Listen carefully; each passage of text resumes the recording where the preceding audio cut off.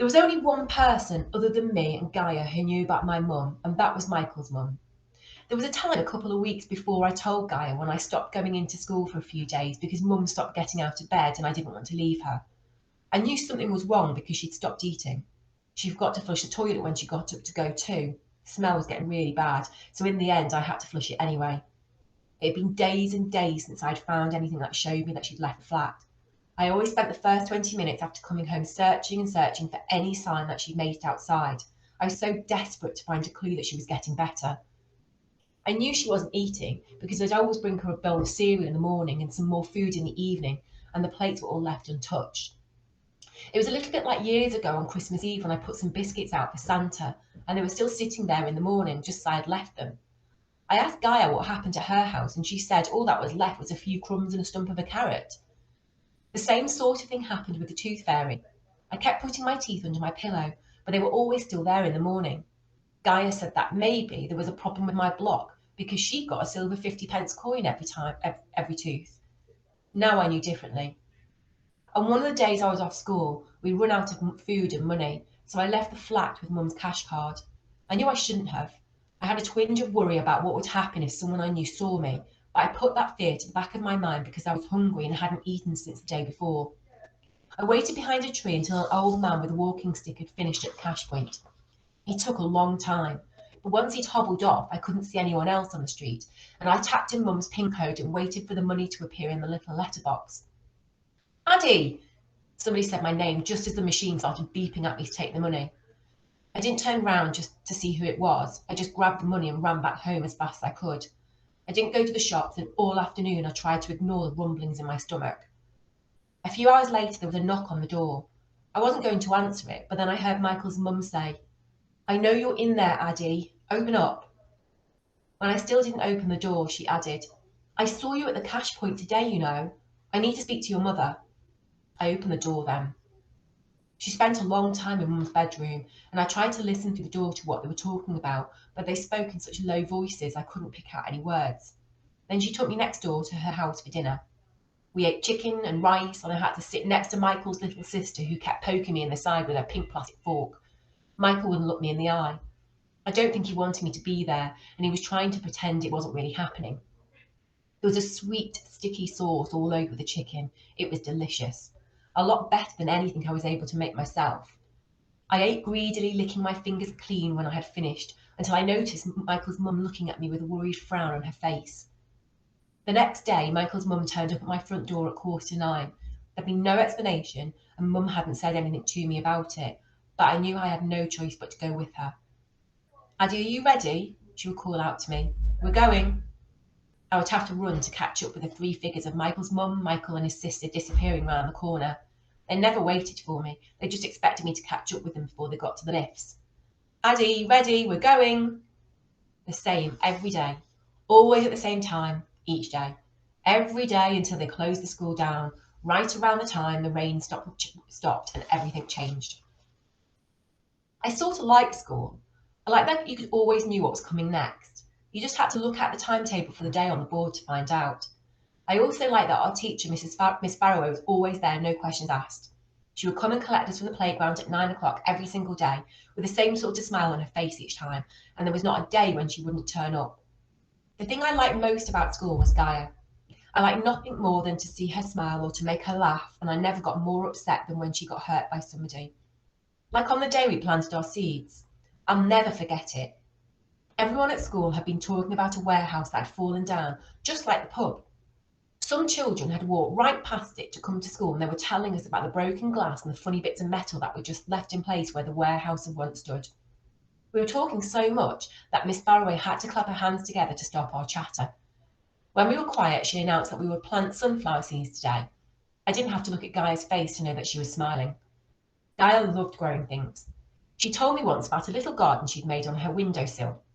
She had a little pot of mint and an old houseplant that her mum was going to throw away when it looked like it was dead, but that Gaia had brought back to life. She would collect bits for it all the time too. A green leaf from the pavement to a prickly conker case and its shiny brown conker. I'd never seen her little garden, but I could picture it perfectly in my head. We were working on different tables that day. I had picked out my orange flower pot and I was trying to scratch my name onto it. It wasn't working though. The pencil wouldn't make a mark on the plastic, however hard I pressed down. Then I looked at the others on my table and saw that they were writing their names on white labels. I put my pencil down and tried to cover the dents and lines I'd made on my pot with my sleeve. I looked everywhere for the labels, but I couldn't see them anywhere.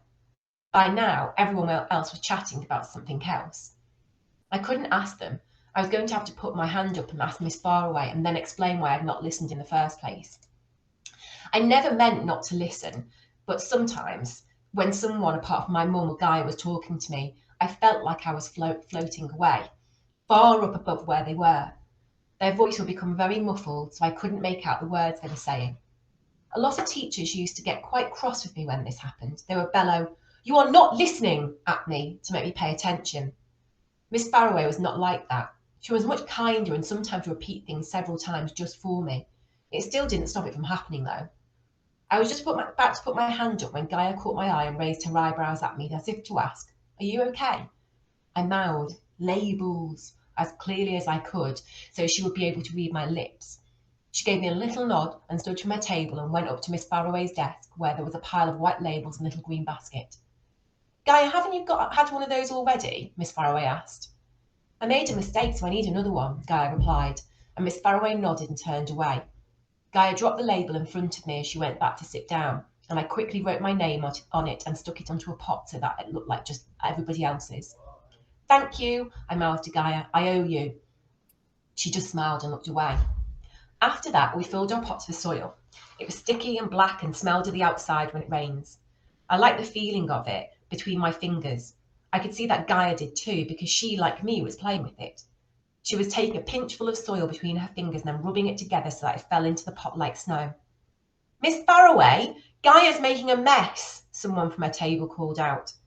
"Gardening's a messy business. You have to get your hands dirty," said Miss Faraway. "But it's better to be outside to get really messy. Can you stop that in here, Gaia, thank you?" Gaia nodded, but I could see by the way she sucked in her cheeks ever so slightly that she felt a bit embarrassed. After that, we chose a sunflower seed to plant, one each. I spent a long time choosing mine. It had thick stripes down the middle and then thin ones down the side. I made a little hole in the soil with my finger for the seed and then covered it up so I could not see it at all. I looked over at Gaia. She hadn't planted hers yet. She was still holding it in her hand, and it looked like she was whispering something under her breath. "Miss Faraway, Gaia's talking to her seed," a girl from her table shouted out. The whole class laughed loudly. It took Miss Faraway a few minutes to get everyone quiet again. By then, Gaia had shoved her seed into the pot and was looking down at her lap so that I couldn't see her face. We went out to play not long after that, Gaia marching ahead of me. I hurried after her but overheard two people talking. "Did you do it?" "Yeah, I just went in and Miss wasn't there. She's looking at us right now. Freaky Gaia." Hearing her name made me stop right behind the two girls. "Where did you put it?" "In the bin. She's going to be talking just to an empty pot from now on." "Ha! She's such a weirdo." "Yeah, such a weirdo." We were looking right at her as they were looking right at us as they talked. They couldn't have known she could understand what they were saying from all the way across the playground. Only I could see from the look on her face that she understood exactly what they'd said. I don't know if I'm a very good friend to Gaia. I felt very, very angry, but I'm not the kind of friend who, hearing that, would go up to those girls and say, "Leave Gaia alone," and then maybe hit them across the face for being so mean. There are people who are like that, but I'm not. I'm not even the kind of friend who knows the right thing to say to cheer her up. I didn't run straight over to her and say nice things, comforting things that would make her feel better. I thought about it for a minute before I decided what to do. I went back inside and into our classroom. Miss Faraway was still not there, but I had to be quick. I went to my pot and pushed the soil away until I found my seed. Then I found Gaia's pot with her neat, curly handwriting on it, and I buried the seed deep inside the soil. In the end, mine was not the only pot that didn't have a little seedling in it. A few others didn't grow at all, but Gaia's did. It grew taller than the rest. Right, guys, do you want to turn your cameras and microphones on?